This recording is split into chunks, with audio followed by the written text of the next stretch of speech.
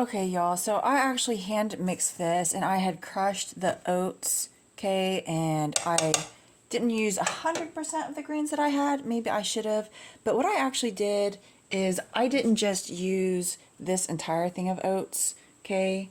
I also used 2 cups of these quick oats that I'm trying to wrap up as well, because the last time I made meatballs, you know, I myself kind of like them with a decent amount of oats. So there's different levels of crushage in here. I actually had hand mixed this and tried to get some even distribution with the greens in here. I added, because I'm using such a large quantity of add-ins plus over 3 pounds of meat, I did 1.5 tablespoons of salt, about 1.5 tablespoons of garlic, and I just cracked a bunch of black pepper in there. I don't know how much it actually turned out to be, not too much. The reason why I wanted to go ahead and make a part 3 that I wasn't necessarily planning on doing is, well, first of all, I don't have a recipe for this. Okay, I never have done this with a recipe. So because I'm using so much, I'm probably going to go ahead and start with the 6 eggs. You might, if you have really large eggs, like extra large, you might want to use fewer eggs and add, because you still want to have a really good texture that is not too loose from having added too many eggs, okay?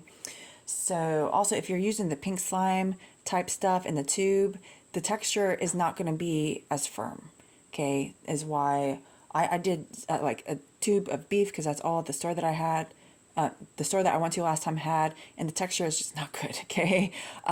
So I wanted to add a note on this part, because if you wanted to try something different, like let's say you were going to a potluck party and you wanted to have a pretty interesting different appetizer for people, what you can do is you can actually make something called pizza meatballs, okay? And what you would do with that, this costs a little bit more, especially if you're not sun-drying your own homegrown tomatoes. If you are growing your own tomatoes and dehydrate some of them and chop them up, you could use those and it would be affordable. But what you would do is you would chop up a bunch of sun-dried tomatoes real small, okay, and mix it in here. And then you could either mix the mozzarella, shredded mozzarella, in with the meatballs and everything at the same time. Or like what I've done in the past is I have stuffed the meatballs with mozzarella, which is more time consuming, okay?